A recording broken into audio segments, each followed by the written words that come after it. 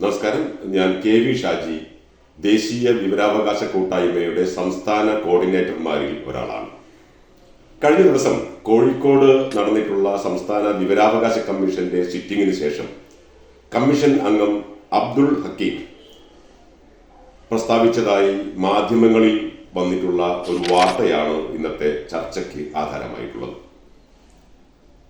അനാവശ്യമായ അപേക്ഷകൾ നൽകുന്നവരെയും കുത്തിനിറച്ച് ചോദ്യങ്ങൾ ചോദിക്കുന്നവരെയും കരിമ്പട്ടികയിൽ ഉൾപ്പെടുത്തുമെന്നും അവർക്ക് മേലാൽ വിവരാവകാശ അപേക്ഷ നൽകാൻ സാധിക്കുകയില്ല എന്നും ശ്രീ അബ്ദുൾ ഹക്കീം പ്രസ്താവിച്ചതായാണ് വാർത്തയിൽ കാണുന്നത്.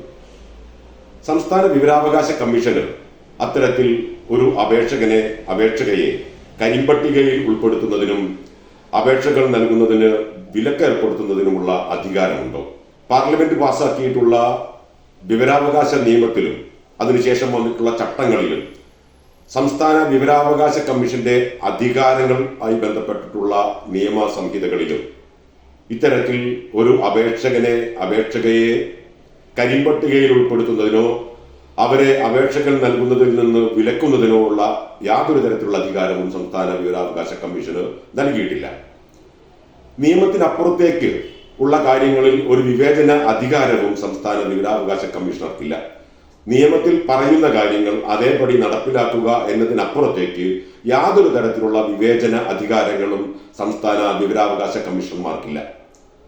എന്നിട്ടും ഇദ്ദേഹം എന്തുകൊണ്ടാണ് ഇത്തരത്തിൽ ഒരു പ്രസ്താവന ഇറക്കിയത് എന്ന് വ്യക്തമല്ല. വിവരാവകാശ നിയമപ്രകാരം അപേക്ഷകൾ സമർപ്പിക്കുന്നതിൽ നിന്ന് ഒരു പൗരനെയും വിലക്കാൻ സംസ്ഥാന വിവരാവകാശ കമ്മീഷന് സാധ്യമല്ല. കാരണം നമ്മുടെ ഭരണഘടനയുടെ 19(1)(a) പ്രകാരം വിവരാവകാശ നിയമം എല്ലാ മനുഷ്യർക്കും അനുഭവവേദ്യമാണ്. Union for social justice versus union of Kerala എന്ന കേസിൽ സുപ്രീം കോടതി വളരെ വ്യക്തമായി തന്നെ ഇക്കാര്യം പരാമർശിച്ചിട്ടുണ്ട്. ഭരണഘടനയുടെ അനുച്ഛേദം 19(1)(a) ഉൾക്കൊള്ളുന്ന അഭിപ്രായ സ്വാതന്ത്ര്യത്തോട് ചേർന്ന് നിൽക്കുന്ന ഒന്നാണ് വിവരാവകാശ നിയമം എന്ന് കോടതി വിധിയിൽ പറയുന്നു. അതുപോലെ തന്നെ Aruna Roy versus union of India കേസിൽ ബഹുമാനപ്പെട്ട സുപ്രീം കോടതി പറയുന്നു, വിവരാവകാശ നിയമം എന്നത് ഭരണഘടനയുടെ 21-ാം അനുച്ഛേദത്തിന്റെ അടിസ്ഥാനത്തിൽ ജീവിക്കാനുള്ള അവകാശത്തോട് ചേർന്ന് നിൽക്കുന്നു എന്നുള്ളതാണ്. അതിനു പുറമെ സംസ്ഥാന വിവരാവകാശ കമ്മീഷൻ സെക്രട്ടറി 28/7/2021 34-32 നമ്പറായിക്കൊണ്ട് കൊച്ചി തഹസിൽദാർക്ക് ഒരു കത്ത് നൽകുകയുണ്ടായി. ഈ കത്തിലും വളരെ വ്യക്തമായി കമ്മീഷൻ സെക്രട്ടറി പറയുന്നു,